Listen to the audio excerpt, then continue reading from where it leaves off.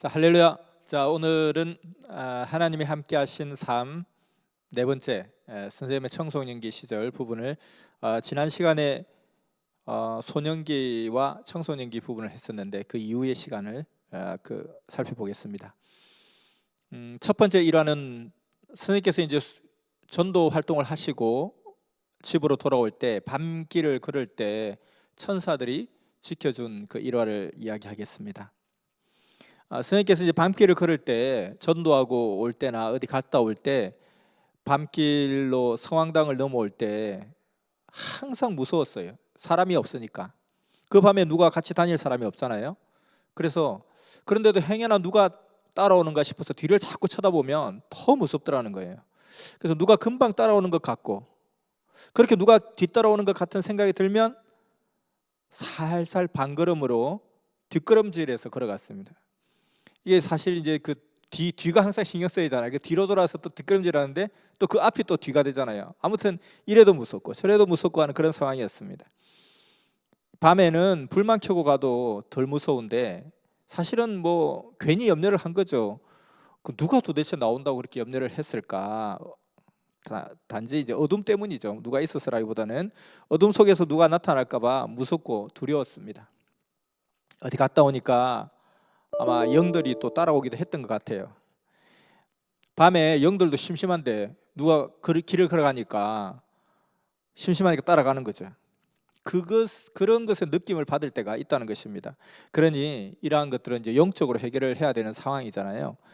그래서 그때는 어떻게 영적으로 해결합니까? 기도하고 노래하고 찬양하고 막 그랬습니다. 그렇게 하다 보면 그 시간이 싹 넘어가더라는 것이죠. 그래서 아무것도 아닌데 그때 왜 그렇게 무서워했나 모르겠습니다. 밤에 다니는데 어떤 놈이 도대체 있길래 거기에 산적이 있는 것도 아니고 월명동 성황당길에 산적이 있었던 것도 아니잖아요. 그리고 특별히 사고 난 일도 들은 적이 없어요. 거기서 100년을 지냈어도 한 번도 사고 난 일이 없다고 그랬고 거기에 누가 죽었다는 이야기도 오다가 죽었다는 이야기도 없었습니다. 무슨 여우한테 잡혀가지고 심장이 파먹히고 그런 것도 없잖아요. 누가 돈을 뺏어갔다는 이야기도 없었고 누가 잡아갔다는 이야기도 없었고 근데 괜히 필요 없는 염려를 했던 거죠. 뒷걸음질 치면서 후레쉬를 비춰가면서 그렇게 가도 부스럭거리는 소리가 나면 그렇게 무섭더라는 거예요. 그래서 사실 부스럭거려봤자 토끼밖에 더 있겠어요. 그런데도 무서웠습니다. 근데 사실은 이제 호랑이를 보기는 본 적이 있다고 했습니다. 여러 번을 봤다고 했습니다. 어머니가 야, 호랑이가 있잖아. 말은 하지 않지만 호랑이는 딱 쳐다보다가 사람이 개로 보인다는 거예요. 개로 보이면 그때 잡아먹는단다. 그런 이야기를 하는 거예요. 그 이야기가 머릿속에서 지워지지가 않는 거예요. 개로 보이면 사람이 개로 보이면 또는 어떤 동물로 보이면 잡아먹는다는 거죠. 그것 때문에 늘 선생님 스스로 개로 보이지 않으려고 이렇게 하면 개로 보이지 않지 않겠는가 그렇게 노력을 했다고 합니다. 그 시간에는. 그래서 소리를 지르고 노래를 부르고 그렇게 다녔다는 거죠. 그래서 선생님께서 이때 이렇게 다녔던 시간들이 보통 보면 한 밤 12시에서 새벽 3시 사이. 시골에는 차가 빨리 끊어지니까 또 차가 끊어지면 걸어서 먼 길을 오다 보니까 꼭 그 시간쯤 되어서 들어오게 되더라는 것입니다. 그래서 내가 호랑이의 개로 보이면 어떻게 하지? 그런 걱정도 하고요. 그래서 후레쉬불을 막 비추면서 다녔습니다. 근데 또 누구는 그렇게 후레쉬를 비추면 개가 그 후레쉬불이 동물의 눈빛인 줄 알고 더 쫓아온다. 또 그러더라는 거예요. 그래서 이제 횃불을 들고 다니는 게 있다고 했습니다. 몇 번은 횃불을 들고 다녔는데 그 횃불이 얼마나 번거로워요. 그리고 심지어는 그 횃불 때문에 산불을 낼 뻔하기도 했습니다. 그렇게 그런 염려를 늘 가지고 다니던 시절이 있었습니다. 아무것도 아닌데 클 때는 그렇게 무섭고 두렵더라는 거죠. 우리도 신앙생활을 좋아하는데도 그렇게 염려가 되니까 우리가 옆에서 같이 다니고 같이 해주고 같이 부축해주고 그렇게 하는 것이 필요하다는 것입니다. 그러니까 사실 하나하나 따져보면 그 밤에 누구도 해할 자도 없고 도적도 없고 아무것도 없는데도 그 어둠 때문에 무섭잖아요. 그래서 우리도 신앙생활 하는데 이와 같이 괜히 염려되는 일이 있습니다. 실체는 없어도 그럴 때 같이 다니고 같이 잡아주고 같이 부축해주고 이런 관리가 너무 중요하다는 거죠. 선생님께서 산에서 기도할 때도 마찬가지입니다. 산에서 기도할 때도 그 굴에 들어가서 기도할 때도 뭐 그 굴에서 누가 잡아가는 사람이 있을 리도 없고 또 그 동물들이 굴 속에 들어오지도 않습니다. 뭐 혹시 이제 동물들이 뭐 들어오려고 하다가도 굴 안에서 막 그냥 고함 지르면서 기도하는 소리 들리면 놀라서 후다닥 도망갔을 것입니다. 아마 너무 놀라서 도망가다가 뒤로 자빠지기도 했을 것입니다. 굴 속에서 이게 웬일인가, 이게 무슨 일인가 하고 동물들도 들어올 리도 없다는 것입니다. 그런데도 그 굴에서 기도할 때는 기도하기 전에 혹시 호랑이가 들어올까 봐, 혹시 어떤 산짐승이 들어올까 봐, 그래서 1시간씩 2시간씩 돌로 입구를 막았다고 했습니다. 근데 그 뭐 사실 큰 돌이 있는 것도 아니잖아요. 조그마한 주먹돌 같은 거, 그것을 잔뜩 쌓다 보니까 1시간 2시간씩 그렇게 흘러가더라는 거예요. 그렇게 해놓고도 신경 쓰이고 무섭더라는 것입니다. 염려가 그런 것입니다. 그래서 절대 하나님이 지켜준다 하면서도 염려해서 그렇게 한 것이죠. 사람이 원래 그렇다는 것입니다.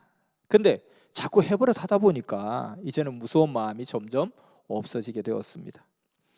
예수님은 그럴 때도 늘 염려하지 말라 그런 이야기 하셨는데, 선생님 입장에서는 그게 아니었죠. 아니, 예수님이 염려하지 말라고 했는데 예수님이 여기 와서 기도하는 것도 아니면서, 예수님 자기는 육신인가? 예수님은 영인체니까 뭐 걱정이 안 되겠지. 나는 육인체인데, 육인체니까 걱정이 되지. 호랑이가 잡아먹을 수도 있고. 예수님은 영인체인데 뭐 호랑이가 어떻게 잡아먹나? 그러면서 따지기도 했다는 것이죠. 그래서 선생님께서 나는 지금 반길을 가니까 염려가 되죠. 난 육신 아닙니까? 예수님께서 너 육신인 거 모르냐? 그건 내가 다 알고 내가 너를 데리고 다니는 것이다. 그러니 염려하지 말라 하지 않냐. 그래서 진짜 예수님이 선생님을 데리고 다니는지 눈을 크게 뜨고 막 주변을 둘러봐도 예수님이 보이지 않았습니다. 그래서 우리가 굳이 통계를 내보지 않아도 그렇게 동물이 사람을 잡아먹거나 문제가 일어난 적이 거의 없다는 거예요. 그래도 밤길을 다니면 그렇게 무서웠다는 것입니다. 위축감이 들고 무섭고 그랬다는 것이죠. 그러다 또 많이 다니다 보니까 나중에 가서는 체질이 배니까 오다가 길가에서 좀 피곤하면 자기도 하고 쉬기도 하고 그렇게까지 했다는 것입니다. 성황당에서도 자고 오고. 어느 때는 밤길을 다닐 때는 되게 무서울 때가 있습니다. 머리가 막 서기 시작하면 감당을 못한다는 거예요. 진짜 머리가 쭈뼛쭈뼛 서면 막 눌러도 머리가 막 올라가는 것 같은 그런 느낌으로 무섭더라는 거죠. 자, 그 성황당을 넘어오다 보면 그게 그 무덤들이 있는데 그게 영들이 있고 귀신들이 막 쫓아다니고 그런 것을 많이 느꼈습니다. 마귀들도 쫓아다니고. 결국에는 이제 하나님이 나를 지켜준다, 그렇게 마음을 딱 먹고 믿고 하나님이 절대 지키신다 그렇게 생각했다는 겁니다. 전도할 때, 말씀 전하러 나갈 때 그들을, 그 생명들을 지켜주는 것을 보면서 맨날 하나님이 이렇게 지키신다. 전도 끝났다고 해서 그냥 쏙 빠져나가지 않으신다. 집에까지 꼭 바래다 주신다. 그렇게 믿고 생각하면서 점점점 두려움을 잊어버리게 됐습니다. 자, 그러다가 어느 날 캄캄한 밤인데 그런 생각을 먹고 이제 마음에 좀 여유를 놓고 딱 가니까 바로 앞에 환하게 두 사람이 선생님의 앞에서 길을 가고 있는 거예요. 그러니까 선생님을 중심으로 이렇게 V자 형태로 두 사람이 딱 서서 이제 그 길을 가고 있는 것을 보았습니다. 한 8m, 한 10m 정도 앞에서 V자로 가고 있더라는 거예요. 그때 보고서 깜짝 놀라, 누구냐? 하고 깜짝 놀랐습니다. 그들이 바로 천사였습니다. 그래서 바로 이제 성경을 찾아보니까 히브리서 1장 14절에 구원받은 자들에게 이와 같이 지키라고 보내신 천사들이 아니냐, 그렇게 해서 그 답을 받았습니다. 그래서 항상 천사들이 지켜준다. 나는 봤다. 지구상에는 못 본 사람들이 너무 많다. 교회 다닌다고 다 보는 것이 아니다. 거의 97%, 98%는 못 본다. 그래서 내가 이 이야기를 해줘야 되겠다. 예수님이 너가 그 이야기를 꼭 해줘라. 사람들은 못 보니까. 그래서 그런 이야기를 자주 하신다고 했습니다. 이와 같이 우리도 다 이렇게 하나님이 천사를 통해서 지켜주고 있다는 것입니다. 우리 섭리에 나오면서 천사가 지켜주지 않는 사람이 없다는 거예요. 모두가 천사가 지켜준다는 것입니다. 그 천사가 한 명만 딱 지키고 있어도 엄청나다는 거예요. 왜냐하면 한 명만 있어도 연락을 하거든요. 지키는 사람이 한 명만 있어도 다 지키는 것입니다. 순간 지키고 또 하나님께 보고하고 또 하나님이 찾았을 때 야 찾았다 거기 근무지지 빨리 즉시 조치하라. 하나님 그렇게 또 지시도 한다는 거예요. 하나님이 그렇게 하시니까 안심하고 그렇게 안 하면 생명 관리를 하나님 못 하신다는 거예요.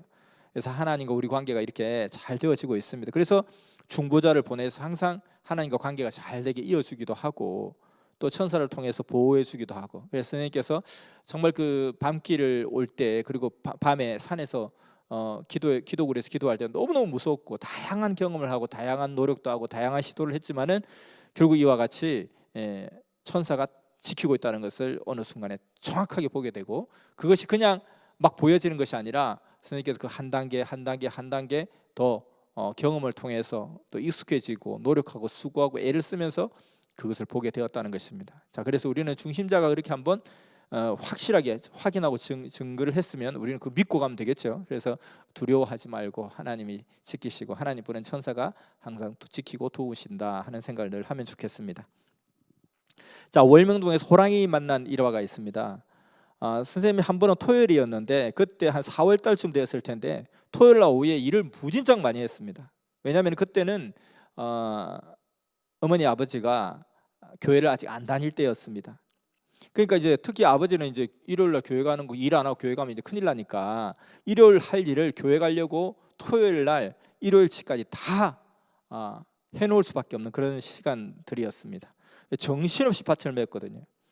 근데 이제 그렇게 밭을 정신없이 매다 보니까 어둑어둑해지고 어둠이 깔리게 되고 그러다가 나무를 좀 주워 가지고 갈까? 집으로 갈 때 하고 형이랑 둘이 갔습니다.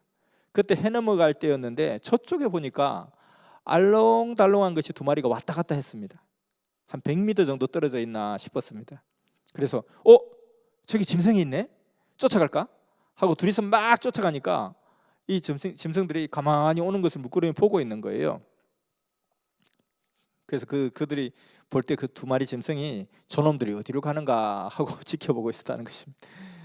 근데 보니까 자기들 잡으러 가는 거예요 지금 사실은. 근데 그놈들이 다른 동물들 같았으면 벌써 도망갔을 텐데 누가 막 쫓아가는 것을 보면 분명히 족제비도 도망가고 달팽이도 살쾡이도 도망가고 도망가거든요.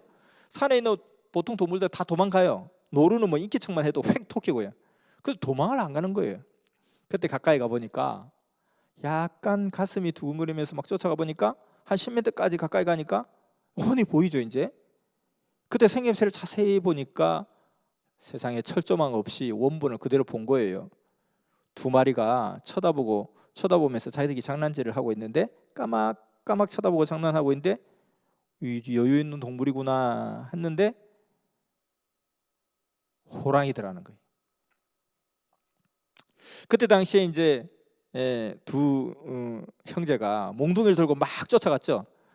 전혀 그런데 신경을 쓰지 않더라는 거예요. 물론 뭐 그때 아직까지 이제 자라던 청소년기라 뭐 그렇게 덩치가 크고 그러지는 어른처럼 크지는 않았지만 그래도 몽둥이 들고 둘이 쫓아오는데 아주 여유 있게 저놈들이 어디로 오나 하고 쳐다보고 있더라는 거예요.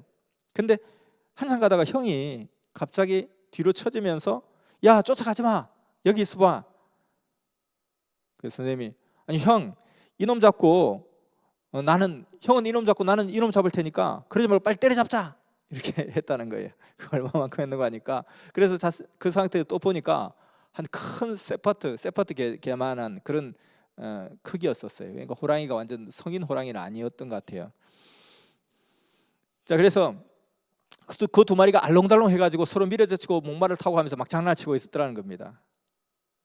자, 그런데 무슨 생각이 순간 싹 오는 거 하니까 책에서 본 생각이 확 났습니다. 알롱달롱한 것? 호랑이가 무섭다는 소리는 늘 많이 들었죠. 그때가 호랑이를 처음 보았을 때인데 커진 이제 두 형제가 호랑이라는 것을 딱 그제서야 눈치챘습니다. 그래서 그대로 뒷걸음질 쳐서 왔습니다. 돌아서 가면 쫓아올까 봐 뒷걸음질 치면서 조금씩 멀어졌는데 그렇게 한 20m, 30m쯤 물러나니까 이제 그놈들도 절벽길로 그냥 쑥 내려가는데 세상에 그 깎아지른다는 절벽길을 그냥 로프도 타지 않는데 그냥 바로 뒷걸음질 치지도 않고 바로 앞으로 걸어 내려가더라는 거예요. 이야 정말 무서운 동물이구나 이걸 느끼게 되었죠. 호랑이를 처음 본 기억이라고 했습니다. 그 이후에 이제 어머니 아버지에게 호랑이를 봤다 하니까 음, 호랑이가 아니라고, 호랑이가 어디 있냐고. 그래서 그게 아닌가 이렇게 생각했는데 그 후에 얼마 가서 어머니 아버지가 역시 그게 호랑이니까 나무하러 갈 때 절대 해 넘어갈 때까지 있지 말고 일찍 오라 그렇게 이야기하더라는 겁니다. 그때부터는 이제 무서워서 나무를 하러 갈 수가 없는 거예요. 그래서 이 산골짜기는 웬만하면 해 끊으려도 돌아다니는데 도대체 이제 그 이후로부터는 무서워서 다닐 수가 없는 거예요. 한 번은 이제 큰형님도 호랑이를 보고서 보름 동안 약을 지어 먹고 시름시름 앓는 것을 본 적도 있었습니다. 그렇게 호랑이가 무섭다는 거예요. 왜 그러냐? 사람들이 호랑이가 무섭다 그렇게 해놓았기 때문에 무서운 거지. 사실상 이제 만약에 호랑이는 참 좋은 동물이다, 호랑이는 빵도 사주고 점심도 사주고 뷔페도 사준다 그랬으면 사람들이 그렇게 놀라지 않았겠죠. 근데 무섭다 해놓았기 때문에 사람들이 이렇게 무서운 거죠.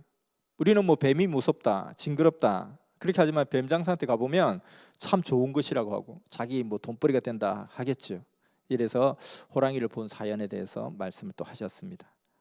다음은 이제 말세에 대한 동네 사람들의 무지. 선생님이 15살 즈음에 말세에 대한 동네 사람들의 무지에 대한 이야기를 하셨는데요. 한 60여 년 전이죠. 동네 사람들이 그랬습니다. 자, 이제 이 세상에 마지막이 온다. 그래서 소 잡아먹고 돼지 잡아먹는데 막 그러는 거예요. 그래서 이 성막리에서는 소는 못 잡고 다른 곳은 막 소를 잡고 막 그런다는 거예요. 그래서 거기 어떤 마을에 소를 잡는다는 소문이 퍼진 거예요. 이제 모든 것이 끝났으니까 빨리 말세가 되기 전에 있는 소 저거 뭐 빨리 맛있게 먹자. 그동안 먹지도 못했는데 며칠 있다가 세상 천지개벽이 일어난대.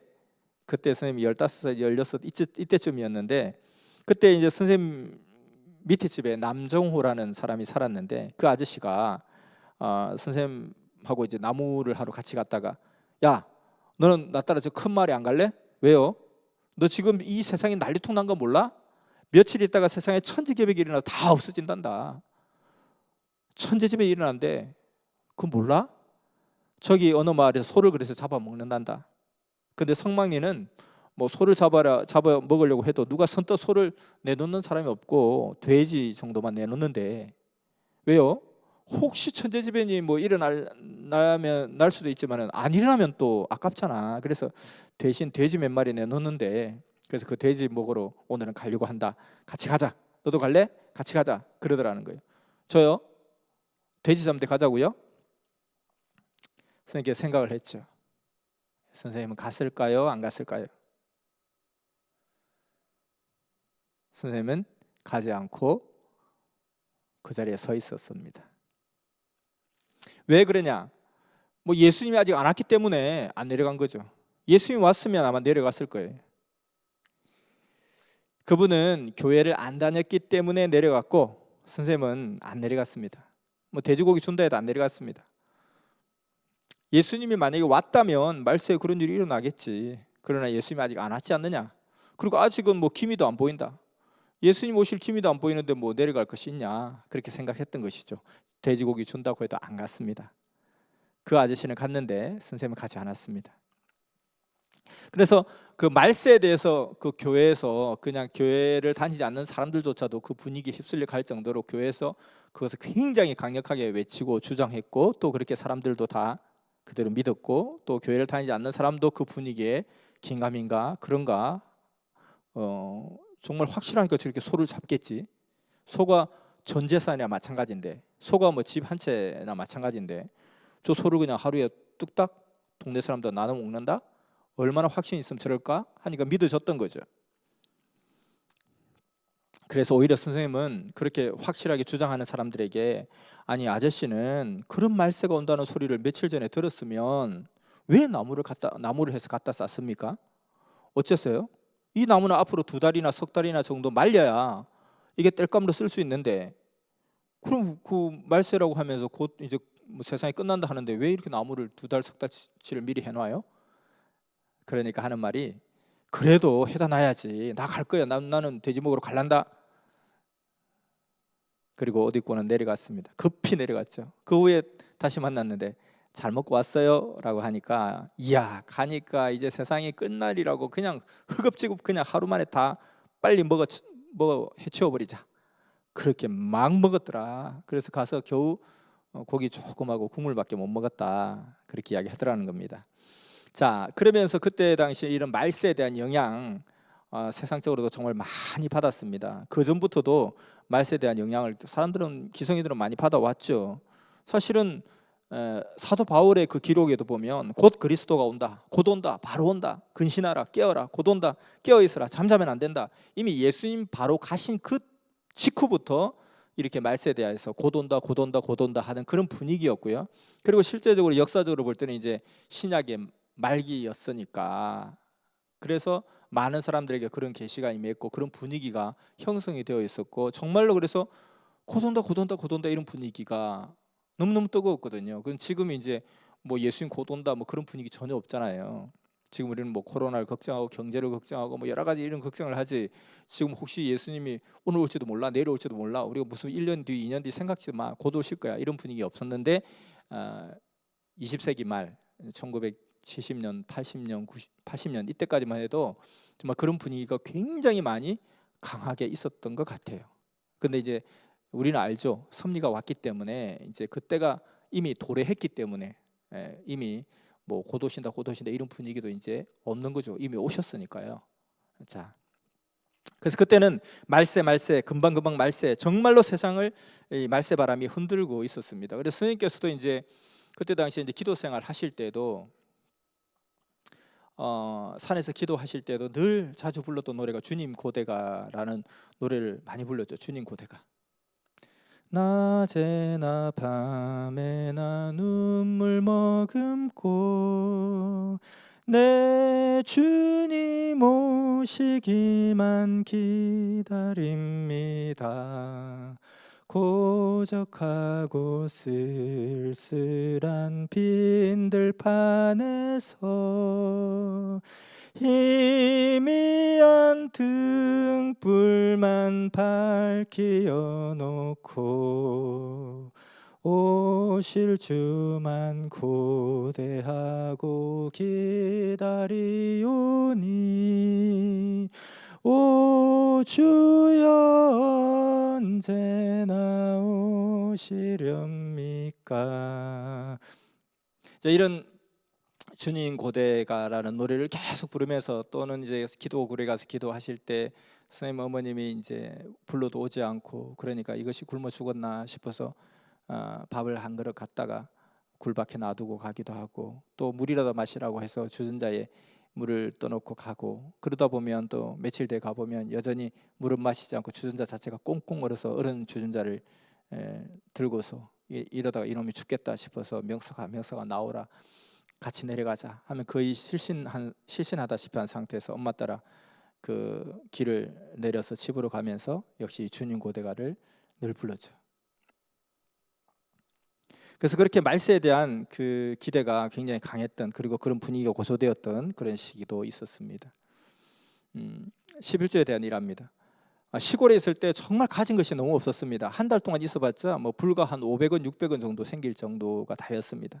거기서 11조를 떼기란 너무나 어려웠습니다. 뭐 뗄 것도 없었습니다. 그런 와중에 20살이 못 되었을 때에도 11조 하겠다고 큰 소리를 꽝꽝 쳐댔습니다. 풀도 해서 팔아 돈을 만들었지만은 끝끝내 제대로 11조를 못 해봤습니다. 그러다가 11조의 참 의미를 깨닫게 되었습니다. 11조란 종의 법이다. 애인의 법이란 무엇일까요? 애인의 법이란 11조란 종의 법이다. 애인의 법이란 10에 10조를 해야 되는 것을 깨닫게 되었다 했습니다. 자, 다음은 개와 대화했던 일화가 있습니다. 선생님께서 한 번은 개에게, 집에서 기르는 개에게 눈물을 흘리면서 이야기를 한 적이 있습니다. 네가 부잣집에 갔으면 우리 집에서처럼 이렇게 고구마나 먹고 그랬겠냐. 이런 가난한 달동네에 나한테 왔기 때문에 너는 내가 먹던 고구마나 먹는 것이 아니냐. 내가 너를 무척 사랑하는데 줄 것이 고구마밖에 없다 하고 먹던 고구마 반절을 주니까 이 개가 먼 산을 쳐다보면서 생각을 깊이 하더라는 거예요. 그때는 이제 동물과 막 대화가 통하던 그런 때였습니다. 개를 쓰다듬어 주면서 참 내가 쓸쓸하고 외로운데 네가 나를 따라다니니까 너무너무 기쁘고 좋다. 그럴 때 걔가 눈에 눈물이 글썽글썽하기도 했습니다. 또 한 번은 집에 기르는 돼지를 막 때린 적이 있습니다. 그 돼지를 때리면서 깨달은 교훈이 있는데요. 집돼지가 말뚝을 파내고 막 우리 밖을 도망간 거예요. 그래서 남의 집 곡식을 막 뭉개놔 버린 것입니다. 그래서 욕을 상당히 많이 먹었어요. 그래서 이 돼지한테 이 돼지하고 돼지 취급을 하면서 막 때렸습니다. 근데 이놈이 그렇게 맞고 나서도 또 땅을 막 파가지고 말뚝을 넘겨뜨리고 자꾸 또 빠져나가는 거예요. 그래서 이놈이 땅을 팔 때마다 그냥 쥐어박았습니다. 돼지가 밥을 못 먹을 정도로 그렇게 때려놨습니다. 그랬더니 이제 땅을 파지 않더라는 거예요. 이를 통해서 하나님도 말이 안 통하면, 사람이 말이 안 통하면 매로 때리신다 하는 입장을 또 깨닫게 되었다고 했습니다. 자, 우리 동물이라도 이렇게 우리도 대물방언도 해보고 그렇게 하면 좋겠죠. 선생님은 뭐 지금도 다람쥐하고도 잘 통하고 막 그러잖아요. 다람쥐가 보통 사람하고 잘 교감을 안 하는데 굉장히 신기하죠. 그래서 우리도 이렇게 대물방언도 같이 이렇게 해보면 좋을 것 같아요. 자, 벼룩. 시골에 있다 보니까 정말 이 벼룩이 진짜 원수 같다는 거예요. 우리는 뭐 벼룩 잘 못 느끼죠. 근데 이제 어때요? 모기 하면 어때요? 모기. 정말 징글징글한 모기. 모기 때문에 잠을 못 잤다. 이 원수 같은 모기. 자다가 일어나서 막 그냥 불을 켜놓고 막 벽에 붙어있는 모기를 찾잖아요. 그렇게 해서 박멸을 하고 막 그렇게 잤는데 또 윙 할 때마다 막 너무너무 화가 나잖아요. 이 벼룩은 더합니다. 보이지도 않고요. 또 너무 많고요. 소리도 나지 않고요. 밤에 자는데 벼룩이 막 물어댔습니다. 이놈의 벼룩, 쌍놈의 벼룩, 내가 다 죽이겠다 하고 옷을 벗고 불을 켜놓고 하나하나씩 다 뒤졌는데 안 보이는 거예요. 그래서 너무 힘들어서 기도를 했습니다. 하나님, 벼룩 좀 작게 해주세요. 내 원수의 원수입니다. 낮에 그렇게 일을 많이 했으니까 밤에 잠을 자야 되는데 이 벼룩이 뜯어서 살 수가 없습니다. 괴롭습니다. 내가 재산이 있는 사람 같았으면 이 세간을 몽땅 그냥 불태워서 다 태워 죽이겠건만 그렇게는 못하니까 제발 이 벼룩을 잡게 해주세요 하면서 벗고서 가만히 쭈그리고 앉아서 기도를 했더니만 이 벼룩이 밖으로 막 기어 나오는 거예요. 그래서 이때다 하고 그때 이제 때려잡은 그런 일들도 있었습니다. 선생님께서 이제 대전 화장실 에피소드를 또 많이 이야기하시죠. 선생님의 아주 대표적인 일화 중에 하나입니다. 한 17살 때 말뜻을 몰라서 오해했던 사연, 무지에 대해서 그냥 개탄했던 그런 사연, 비유를 몰랐던 그런 사연이죠. 자, 17살 때 대전에 갔다가 화장실이다 하는 것이 대전역 앞에 쓰여 있어서 10원을 내고 들어갔습니다. 뭐 요즘 우리나라는 뭐 화장실 돈 내고 들어가는 곳이 없지만 뭐 유럽이나 다른 나라들 보면은 대부분 돈을 내고 유료 화장실이 많죠. 그때도 이렇게 우리 화장실 문화가 많이 발달되지 않았을 때는 공공 화장실 중에 이렇게 이제 돈을 내고 들어가는 그런 곳이 있었습니다. 나도 좀 바르면서 화장 좀 하고 하자. 그렇게 들어갔는데 화장품이 없는 거예요. 사기인가? 그래서 이제 보니까 이 어떤 그 조그마한 그릇에 물이 이렇게 흰 그릇에 담겨져 있더라는 거예요. 그래서 그 변기에 있는 물로 얼굴을 막 씻으려고 하니까 좀 찝찝하더라는 거예요. 그래서 안 씻고 나와가지고는 오줌이 너무너무 마려워가지고 30분을 헤맨 거예요. 그래서 집에 와서 주무시는 어머니를 깨우면서 어머니 풀리지 않는 게 있어요. 화장실이 뭐예요? 진짜 너 몰라서 물어? 아니, 모르니까 묻죠. 화장실 똥습관이요, 똥습관 그러더라는 거예요. 그때 그것을 깨닫고 아휴 이 바보야. 그래서 배워야 돼. 아니 이놈의 새끼들이 말이지 똥습관이면 똥습관이라고 써놓을 것이지 왜 거기다가 그냥 외국말을 써놓아가지고 사람을 헤매게 만들고 힘들게 만들고 그렇게 하냐. 차마 이제 엄마한테는 소변이 마려워서 헤매다가 힘들게 돌아왔던 소리는 참아 못했습니다. 더 무식하다고 소리 들을까봐, 더 미련하다 할까봐. 그래서 이 대전에서의 그 화장실 일화 같은 경우는 선생님께서 이제 전반기 때 이렇게 그 말씀 집회를 많이 하셨는데 말씀 집회할 때 하다 보면 꼭 선스탑과 그리고 뭐 4대 교리 중에 이제 불말세 이 부분을 굉장히 강조를 많이 하시면서 주로 이 교리 말씀하실 때 늘 하셨는데 이 비유론과 또 불말세 이 부분 할 때는 꼭 이 이야기를 자주 하셨어요. 그래서 나도 이제 이 큰 단체 총재가 되었는데 이제는 이제 더 이상 이 나의 옛날에 이 무지했던 이야기들 안 하고 싶은데 예수님이 또 하라고 그런다고 그냥 그래 내 무지를 통해서 사람들에게 큰 깨달음을 줄 수 있다면 해야지. 근데 예수님 이제 좀 그만하면 안 돼요. 그러니까 꼭 그럴 때 많은 사람들이 모였을 때 큰 행사 때는 꼭 하게끔 하시더라 이런 이야기도 자주 하셨습니다. 자, 선생님께서 이제 그 선생님 출생의 비밀에 대해서 이렇게 생긴 일화가 있습니다. 동네 아저씨하고 나무하러 갈 때 그 아저씨한테 물었습니다. 아저씨, 여기서 옛날부터 계속 사셨죠? 그렇지, 나 옛날부터 살았지. 그럼 우리 엄마가 시집 왔을 때도 살았어요? 우리 집에 대해서 잘 알겠네요? 알지? 우리 어머니가 시집 와서 나를 직접 낳은 것을 봤어요, 아저씨? 우리 어머니가 낳은 게 확실하냐니까요? 그러니까 이 아저씨가 웃으면서 묻는 상태에 따라 농담을 하겠죠. 그거 내가 이야기 못 해주겠는데?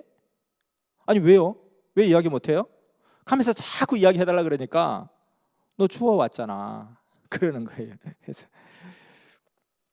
그러니까 선생님께 충격을 엄청 받은 거예요. 왜냐하면 선생님께서 이미 이 뭔가 내가 주워왔다는 이야기를 들은 것이 있어서 이 아저씨를 통해서 물어보는 거예요. 확인해 보는데 너 주워왔잖아. 그러니까 이 아저씨도 알고 있는 거예요. 그러니까 너무 충격을 받았죠. 그렇구나, 내가 주워왔구나. 그러면 그렇지. 그래서 나를 다른 형제보다 덜 챙기는구나 엄마가. 바로 거기서 인봉을 뗐습니다. 아, 나는 주워왔구나. 맞다, 평소 내 생각과 딱 맞다.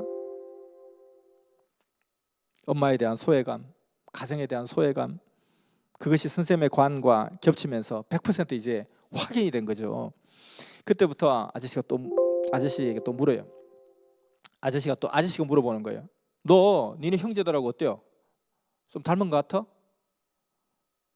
형제들하고요? 잘 안 닮았는데요? 봐, 그러니까 다르잖아. 언제쯤 그럼 나를 주워왔나요? 내가 슬쩍 들은 게 있어. 또 뭐 내가 뭐 직접 아는 것도 있고. 그렇게 정말 농담을 진담같이 한 거예요.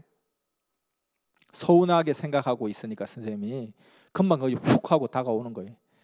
그때 따질 줄을 몰랐거든요. 형과 동생들의 나이를 계산해 보면 금방 나올 수 있을 텐데 나이 차이가 앞뒤로 딱 맞잖아요. 형이 4살 차이고 밑에 여동생이 3살 차이고. 그럼 나이만 따져봐도 그 중간에 내가 딱 그냥 끼어 있잖아요. 만약 내가 주워왔으면 내 동생하고 같은 나이일 수도 있고요. 내가 형하고 같은 나이일 수도 있고 또 동생하고 1살 차이일 수도 있고 형하고 1살 차이 있을 수 있잖아요. 그러니까 4살, 3살 딱 중간에 한 3년 정도 만에 딱 태어난 거예요. 그리고 한 2, 3년 뒤에 동생이 태어난 거예요. 이렇게 딱 중간에 맞잖아요. 주워왔으면 이게 그렇게 딱 정확하게 절묘하게 맞기가 어렵다는 거예요. 그것만 따져봤어도 주워온 것이 아니다 알았을 텐데 바보처럼 그걸 따질 줄은 몰랐습니다. 그래서 내가 자소성가해야지, 열심히 살아야지. 그래서 형들은 공부하고 나는 공부를 못했구나 하면서 서운한 것이 한두 가지가 아닌 거예요. 나는 주워왔다.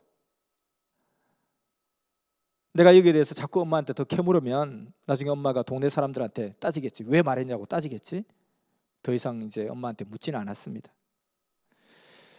그래서 더 매달리고 더 하나님을 찾게 되고 부모에게서 오는 소외감을 갖게 되고 어떻게 보면 주워온 자식인데 그래도 그 정도면 나한테 잘해준 게 아닌가, 주워온 것 치고는 고맙기도 하고 어느 때는 또 주워온 게 아닌가 싶기도 하고 어떨 때는 진짜 뭐 주워왔으니까 저러겠구나 하고 소외감도 느끼기도 하고 이런 것들이 너무 이제 다양한 감정들이 막 교차하면서 참 힘들게 그 시간을 보냈습니다. 아마 뭐 여러분들도 주워왔다 소리를 좀 들었을지도 몰라요. 저는 어렸을 때 우리 동네에서 굉장히 많이 들었거든요. 부산에서는 주워왔다는 소리를 굉장히 많이 듣는데 주로 이제 그 유명한 영도다리 1.4.5대 때 피난민들 내려와서 거기에서 만나자 했다가 헤어진 굿세어라 검소나에 나오는 그 영도다리 밑에서 나를 주워왔대요. 그래서 선생님도 이때 아마 저보다 훨씬 더 빠른 시기지만은 주워왔다 이런 소리가 그때도 거기에 많이 있었나 봐요. 그래서 근데 선생님께서 이제 가끔 이웃집에도 보니까 넌 주워왔어. 그러니까 말을 안 듣는 거야. 이렇게 막 그 부모들이 그 자녀들한테 야단치는 걸 들으면서 야, 주워온 사람들이 주워온 애들이 한둘이가 아니구나. 윗집에서도 아랫집에서도 주워왔다 소리가 나오는 거예요. 그래서 그 소리를 들을 때마다 막 우는 거예요. 이렇게 자식들이 많으니까 다 한둘 정도는 다 주워왔나 보다. 많이들 주워와서 기르는구나. 뭐 주워와서 기르는 게 뭐 흔한 거구나. 그렇게 자꾸 생각이 되더라는 거예요. 선생님 그렇게 자꾸 생각하니까 더 그런 것이 더 잘 들리는 거예요. 그래서 저도 마찬가지로 용돈다리 밑에 주워왔다. 그래서 이제 뭐 친척 어른들이 모이면 또 하나 갖고 놀려요. 너 이제 용돈다리 밑에 주워왔는데 너 아버지가 이제 그냥 너무 어렵고 힘들어서 이제 너를 갖다가 이렇게 맡겼는데 이제 너 아버지가 좀 잘 먹고 잘 살게 되어가지고 너 찾으러 온다. 너 아빠 너 친아빠 따라갈래? 아니면 여기 살래? 이렇게 하면서 이제 막 그 굉장히 공고한 문제를 아주 그냥 난감한 문제를 던지는 거예요. 그때 이제 그 이야기를 들은 이 어린아이는 뭐 온갖 생각이 다 나는 거죠. 그러면서 막 난처해서 막 울고 하면 재밌다고 막 자기들끼리 웃고 막 그런 시기가 있었던 거예요. 근데 나가 보니까 친구들도 대부분 다 주워왔다는 거. 그리고 또 영도다리미 다 주워왔대요. 이와 같이 그때 당시 이것이 굉장히 그 유행하는 한국에 유행하는 하나의 표현법이었나 봅니다. 그 어느 날 어머니가 진짜 그렇게 이야기하는 거예요. 너는 주워왔어. 다리 밑에 주워왔어 하길래 그때 이제 엄마가 먼저 말하니까 물었죠. 그 뭐 어디서 어느 다리 밑에 다리에서 주워왔냐 그러니까 외갓집 갔다 오다 보면 방충리 그 다리 밑에 주워왔지. 아 이제 알았다. 방충리 다리 밑에 나를 주워왔구나. 진산 밑에 방충리로 가는 그 다리가 있는데 그 초등학교 다닐 때 그곳을 늘 왔다 갔다 하던 곳이었어요. 그래서 다리 밑에 가서 확인도 해봤죠. 여기에다 나를 버리다니. 우리 나쁜 엄마 왜 나를 놓고 나를 버렸지? 왜 아버지는 나를 버리게 놔뒀을까? 말리지도 않고 이렇게 막 거기에 가서 쳐다보기도 했다는 거예요. 이 부모들이 말 조심해야 된다 했습니다. 그것 때문에 선생님께서 얼마나 큰 고통을 겪었는지 이루 말할 수가 없다는 거예요. 부모는 화가 나니까 막 이야기해버리는 거예요. 자, 그래서 결국 동네 어른들이 한 말을 마음에 갖고 있다가 결국 터뜨렸습니다. 서서히 나를 주워왔지 않냐 하면서. 말을 안 듣는 아이들은 다 주워온 아이들이구나. 주워온 아이들이기 때문에 말을 안 들었구나. 자기 자식이라 말을 잘 듣겠지. 자식도 그렇고 부모도 그렇고. 그래서 부모들 가르치는 자들, 인도하는 사람들이 말을 잘해야 된다는 거예요. 우리 지도자들이 말의 지혜, 말의 은혜, 말의 덕을 늘 구해야 됩니다. 정말로 말도 잘 참고 잘해야 되는 것이죠. 나중에 이제 그 선생님께 그 비밀을 말해줬던 그 동네 아저씨도 자기 아들한테 막 그런 이야기를 하는 걸 들은 거예요. 고함 지르는 소리를. 너는 주워왔으니까 말을 안 들어? 왜 이렇게 말을 안 듣는 거야? 아, 저 아저씨 아이들도 주워왔구나. 그렇게 하면서 생각을 너무너무 깊이 하면서 고민을 했습니다. 나중에 10살이 넘어서도 주워왔다 하니까 그렇게 믿었고요. 그리고 또 거울을 보고 형제들, 어머니를 봤어도 닮은 것 같지가 않은 거예요. 그런 관을 가지니까 정말 그렇게 안 닮아 보였어요. 누가 여기에 대해서 정확하게 이야기해주면서 뭘 주워 바보 같은 녀석아 주워온 거 아니야 하고 가르쳐 줬어야 된다는 것입니다. 뭐 교회에서도 그런 거 가르치지도 않고요. 선생님께서 거의 한 16살 정도 될 때까지도 여기에 대해서 답에 대한 확신을 갖지 못하고 계속 고민하고 또 서글퍼했다고 했습니다. 그래서 예수님께도 물어봤다는 거예요. 예수님은 정말 가르쳐 줄 게 아니냐 울면서 물어봤습니다. 꼭 가르쳐 달라고. 나 고아처럼 살고 있습니다. 나 좀 꼭 도와달라고. 결국 그 비밀을 캐냈는데 다리 밑에서 주워왔다 해서 다리 밑에도 가봤다고. 외갓집 다녀오면서 죽은 것 같다고. 거기 가보니까 눈비가 와도 눈비는 안 맞을 것 같고 거기 갖다 놓으면 정말 딴 사람이 아기를 데려가겠더라고. 어머니가 외갓집 갔다 오다가 주워온 것 같다고 그렇게 기도를 했습니다. 그 기도를 들으시고 예수님께서 얼마나 우스웠겠냐는 거예요. 그때 예수님께서 답을 해주셨어요. 예수님께서 뭐라고 답을 해주셨을까요? 예수님이 그렇게 기도하니까 너 다리 밑에 주워온 거 맞아. 맞대는 거예요. 너 다리 밑에 주워왔다. 아, 확실하구나. 예수님이 이렇게 말하면 진짜 확실하구나. 내가 그동안 확인하고 결론 내린 게 맞았구나. 예수님 그러면 어느 다리요? 어느 다리? 방충리 다리가 맞나요?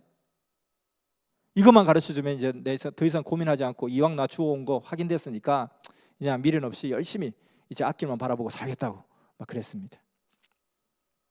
그러니까 어느 다리입니까? 양다리 밑에서 주워왔다. 양다리라뇨? 그러면 양달의 다리? 아니면 양다리 밑에 있는 다리? 양달 쪽에 있는 다리? 뭐예요? 다리 밑에서 나왔다. 그 다리 밑에서 나왔고 그 다리 밑에서 주워왔다. 그렇게 말씀하셔서 기도를 계속 하다 보니까 조금씩 그 의미를 정확하게 이제 알게 되었습니다. 다 다리 밑에서 주워온 사람이니까 다리 밑에서 나왔다. 결국 푸른 거예요. 어머니가 나를 낳았고 어머니의 다리 밑에서 나를 주워왔구나. 그래서 어머니가 날 낳은 것이 확실하지 않냐고. 어머니의 다리, 그 양다리에서 나왔구나. 문법을 풀면서 깨달았습니다. 예수님이 웃으면서 맞다고 했습니다. 그래서 그냥 어머니가 말을 안 들으니까 미워해서 하는 말을, 말 안 들어서 주워왔다고 하는 말을 그렇게 오해했던 것을 깨닫게 되었다고 했습니다. 그래서 이것도 마찬가지로 이와 같이 하나의 비유죠, 그렇죠? 어린아이에게도 다 설명이 되는 비유고, 또 이것이 커서도 어른이 되어서도 엄마가 내게 거짓말했다, 아저씨가 내게 거짓말했다 할 수 없는 하나의 어린아이는 어린아이대로 그게 무슨 다리라고 생각하고, 그래서 진리가 자기를 자유케 하고, 또 커서 사람은 그 다리가 그 다리지, 이렇게 다 통용되는 그런 기가 막힌 비유였죠. 이게 다리 비유였습니다. 산기도에 대한 이야기인데요. 산기도에 대한 이야기, 10대 때부터 산기도를 하셨죠. 14살 때 스님께서 이제 초등학교 졸업하셨는데 이때부터 산에 가서 엎드려 기도했습니다. 근데 기도가 너무너무 잘 안 될 때가 있더라는 거예요. 정말 기도가 너무너무 안 되는 거예요. 그래서 이 새끼 그렇게 말을 안 들으면 넌 죽는 거예요 하고 볼때기 제대로 돼 하고 막 자기를 몇 번 후드려 때리기도 했습니다. 그러니까 또 자신에서 다른 소리는, 왜 때려? 자꾸 말로 하면 되지, 잘하면 되지, 왜 이렇게 때리냐? 네가 그렇게 제대로 기도 못하고 자꾸 잡생각하니까 그렇지. 그리고 왜 졸아? 졸면 안 되지. 졸면 물을 갖다가 그냥 퍼붓기도 했습니다. 이게 정신을 못 차리고, 이 집에서 갈 데가 없어서 여기 와서 자려고 그렇게 하냐? 어디서 자려고 해? 하고 몸에다가 막 물을 확 부어보기도 하고. 그런데 이제 그때 당시에, 나중에는 몰랐는데 낮에 보니까 거의 한 10길이 넘는 그런 절벽길이었다는 거예요. 그래서 그걸 보고 나니까 그냥 머리가 쭉 빗으면서 내가 여기서 졸다가 바로 떨어질 뻔했구나 하고 이제 정신 차리면서 막 기도하기도 했습니다. 산에서 막 기도하는데, 이렇게 막 절실하게 기도하는데 하나님께서 너는 무엇을 위해서 무엇을 해서 인류에 큰 공헌을 하겠느냐라고 물은 거예요. 그때는 너무 배가 고프고 가난한 때니까, 불쌍한 사람들에게 쌀을 많이 팔아다 주면 좋겠습니다. 그러면 큰 공으로 남겠죠? 그랬더니만, 그래, 네가 농사를 지어봐라. 큰 농사를 지어서 쌀 100가마니 농사를 짓는다 치자. 그것 가지고 얼마나 많은 사람들에게 나눠주겠냐? 10,000명에게 나눠주면 한 말씩밖에 더 나눠주냐? 그럼 누가 권세를 잡는다, 그래봤자 한 나라밖에 더 권세를 더 잡겠느냐? 사랑으로 인류를 기쁘게 한다? 너의 하는 꼴을 볼 때 몇 명이나 너를 사랑하며 따라다니겠냐? 그것도 안 된다. 그러나 내가 주는 온 인류가 기다리는 이 진리의 말씀을 가지고 나가면 온 인류가 기뻐하며 너를 따라오리라. 가난한 자도 부자도 권력자도 머리를 숙이고 따라올 것이다 해서 이 말씀을 받아온 것이라고 했습니다. 선생님이 산으로 기도하러 갈 때면 되게 초저녁에 어머니에게 오늘 저녁 기도하다가 늦게 올 것 같습니다 하고 말하고 가곤 했습니다.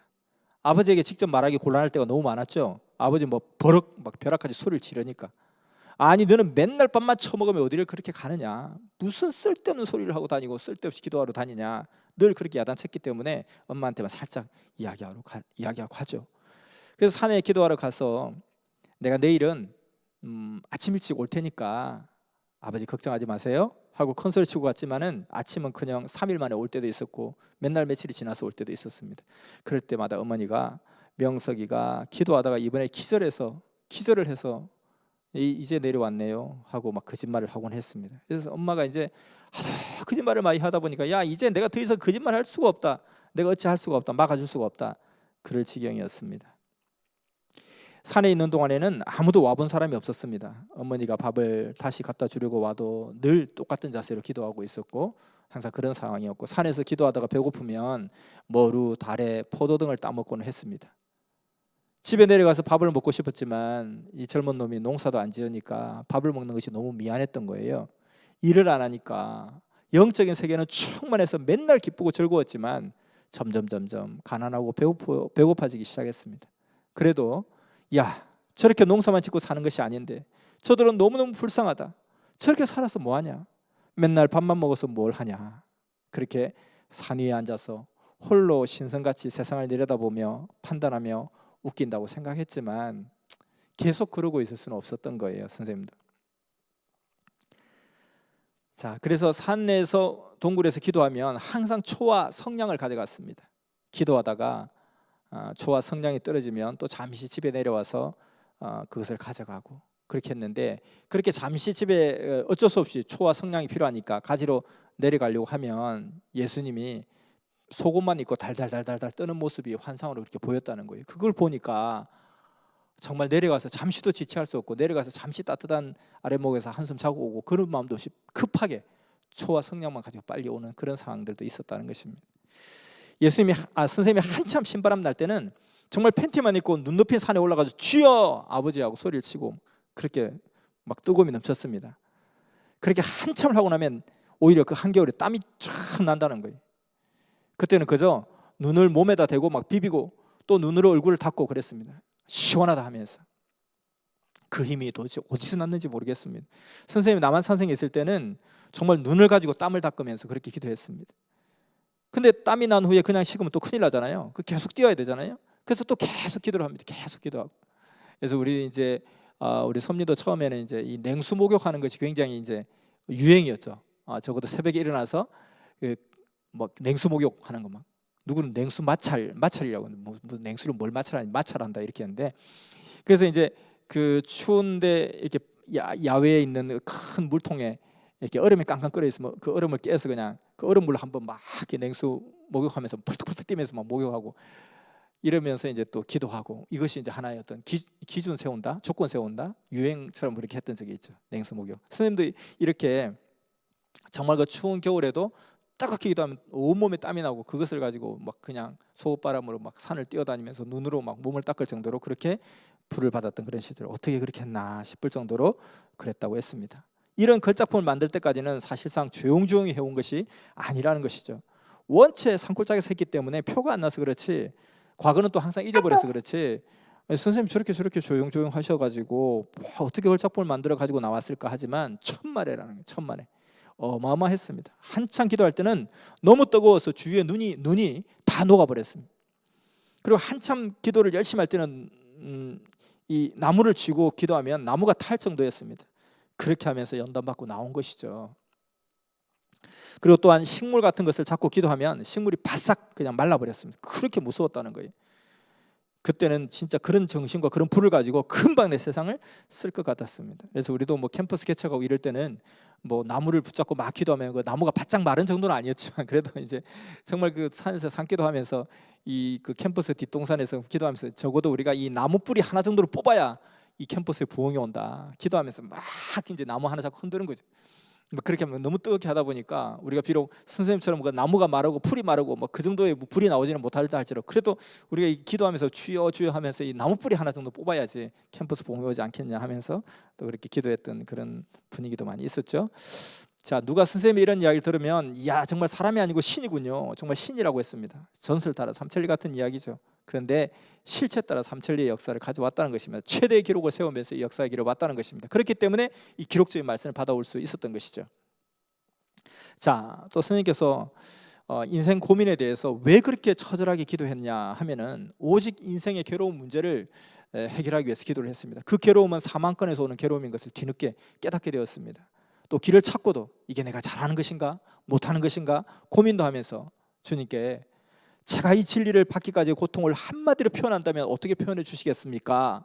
하고 물어보았을 때 설한풍의 생화 한 송이를 찾는 것 같이 힘들었다고 하라 하셨습니다. 그때 선생님은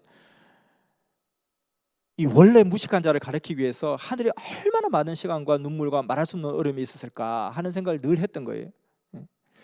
이 슬픔의 기간에 예수님이 잡아주셔서 그의 소원을 이루어 드린다는 그 고백을 하게 된 사연이 있습니다. 여러분 이제 그런 사연이 있었습니까? 선생님은 옛날에는 늘 울고 인생을 슬퍼하고 한탄했는데 그때는 모든 사람들이 선생님을 피했습니다. 자기들은 웃고 있는데 자꾸 그냥 울고 있으니까 피하게 되죠. 자기들은 놀고 있는데 계속 선생님은 늘 가서 거기서 울고 금식하고 하니까 피해버리는 거예요. 괴로워서 인생을 죽으려 하고 자살하려 하고 세상을 버렸기 때문에 아무도 선생님을 가까이 하려 하지 않았습니다. 그러나 어머니는 왜 네가 죽으려고 하냐? 죽으면 안 된다. 내가 널 낳아서 이렇게 길렀는데 왜 죽어? 너 죽으면 나도 같이 죽으련다. 그래서 선생님이 죽을 수가 없었던 거예요. 혼자만 죽어야 되는데 어머니까지 죽게 하면 안 되니까 나는 진짜 죽고 싶은데, 나는 진짜 죽어야 되는데 엄마 때문에 못 죽겠네. 그렇게 인생이 희망이 없고 소망이 없어서 죽으려고 했습니다. 예수님도 죽지 말라고 했어요. 예수님도 죽지 말라는 거예요. 왜 죽으려고 하느냐? 여러 번 자살해서 죽으려고 했는데 그때마다 예수님이 환상으로 나타나셔서 못 죽게 했습니다. 용기를 내라. 왜 죽으려고 하느냐? 예수님, 이런 지경인데 제가 안 죽을 수 있습니까? 너무 괴롭습니다 했더니 예수님이 붙잡아 주셨습니다. 내가 너를 붙잡아 주고 있다. 내가 너의 문제를 해결해 주겠다 해서 안 죽었습니다. 여러분, 우리도 어떨 땐 죽고 싶을 때가 있을지도 모릅니다. 잘 이겨내야 되겠습니다. 선생님도 정말 그때 그렇게 죽었으면 얼마나 억울하고 얼마나 이 무지의 소치로 남겠습니까? 우리도 이와 같이 선생님 그때 뭐 나 같은 건 진짜 죽어야 돼 했지만은 뭐 역사상 최고 인물이 되신 것처럼 우리도 앞으로 엄청 잘 될지 모르잖아요. 잘 되죠. 당연히 또 잘 되죠. 그리 될 거죠. 그러니까 이럴 때 낙심하지 말고 꼭 일어서시길 바랍니다. 그때 예수님께서 붙잡아주고 길러주신 대가로 지금 예수님의 소원이 되는 복음을 펴고 있다는 것입니다. 그래서 선생님도 그러한 심정을 겪었기 때문에 웃고 즐거워하는 사람보다는 슬퍼하는 사람들에게 더 시간을 많이 내어주게 되더라는 거죠. 잔치집보다는 초상집에 먼저 가고, 그렇지 않았으면 이 섭리를 이렇게 키워올 수가 없었다는 것입니다. 슬퍼하는 자, 괴로워하는 자, 잠 못 이루는 자를 위해서 시간을 주다 보면 많은 시간이 가게 됩니다. 예수님도 99마리 양을 놓고서 71마리 양을 찾으러 산으로 들어갔지 않습니까? 그렇지만 결국 그것이 시간도 많이 들고 어려움도 많이 있지만 선생님은 누구보다도 슬픔을 많이 당했고 인생의 고통을 많이 겪어봤기 때문에 환난을 당하고 고통을 당하고 어려움을 당하는 사람들, 그들을 이해해주고 그들을 먼저 인정해주고 그들의 마음을 치료해주고 나머지 시간에 와서 외치고 역사를 폈습니다. 이와 같이 우리도 이러한 마음과 정신으로 지금은 더뎌 보이지만, 답답해 보이지만 한 사람 한 사람의 아픔을 같이 공유해주고 위로해주고 격려해주고 그렇게 하면서 섭리의 역사를 갈 때에 더 부흥의 역사, 선교 역사가 더 일어난다는 것을 우리가 잊지 말아야 되겠습니다. 선생님께서는 정말 사람들은 선생님을 보고 모두 미쳤다 하고 보잘것없는 사람이라 하고 만나봤자 슬프고 괴로운 이야기만 하니까 싫어했습니다. 벗이 되고 친구가 되는 사람이 없었습니다. 형제들도 와서 이런 기도 저런 기도 해줬습니다. 작은 형도 와서 너무 인생을 한탄스럽게 생각하지 말아라. 앞으로 큰 일을 하려면 준비하고 예배하도록 하라 하였고, 큰 형도 그렇게 위로를 했고 부모님들도 이 얘기를 많이 해줬습니다. 그러나 그것이 선생님의 근본 문제를 해결할 수는 없었습니다. 그때 예수님이 선생님을 쫓아다니면서 가장 많이 나타나서 이야기를 많이 해주었습니다. 그렇지 않았으면 선생님도 예수님을 안 믿었을 것입니다. 문제를 해결해 주는 사람을 따라가게 되어 있습니다. 죽음의 세계에서 그 인생의 시리에 빠졌을 때, 인생에 대한 고난에 빠졌을 때, 나의 모든 삶의 환난에 빠졌을 때 예수님이 선생님을 이끌어 주셨습니다. 그래서 예수님을 구세주로 삼고 신앙을 할 수 있었습니다. 그래서 믿게 된 것입니다. 만약 형님이 그렇게 해줬더라면 형님을 믿고 따랐을 것입니다.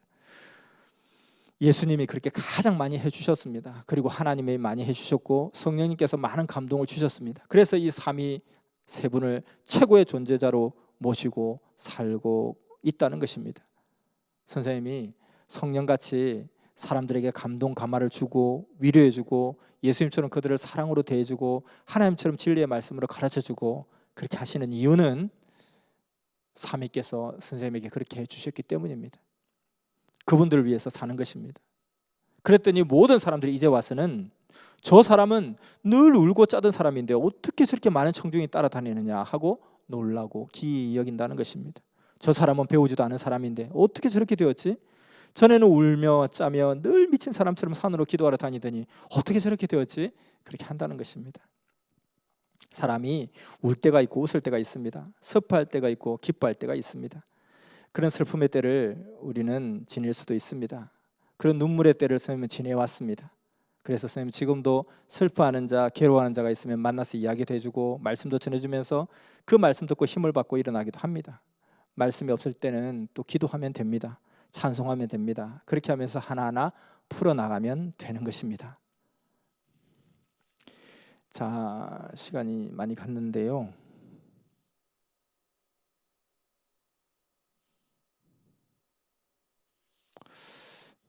이제 오늘은 여기까지 하도록 하겠습니다. 이게 시간이 되게 많이 걸리네요. 이렇게 하면은 한 1년 계속 해야 될까지도 모르겠는데, 아무튼 적절한 시간에 마치는 게 좋을 것 같습니다. 기도하고 마치겠습니다. 다음번에 이어서 하겠습니다.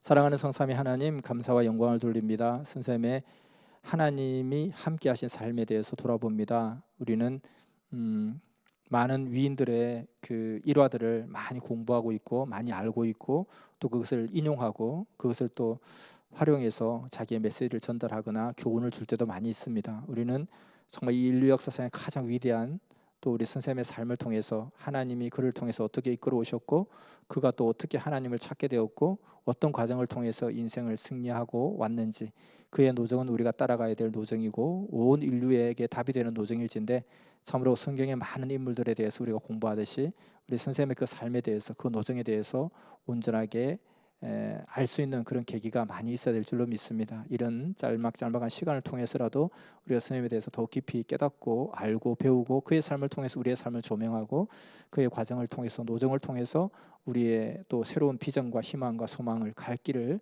또 지혜를 능력을 권능을 받는 그런 우리가 되기를 원하오니 역사하시고 함께하여 주시옵소서. 감사와 영광을 돌리며 사랑하는 주님의 이름으로 기도드렸습니다. 아멘.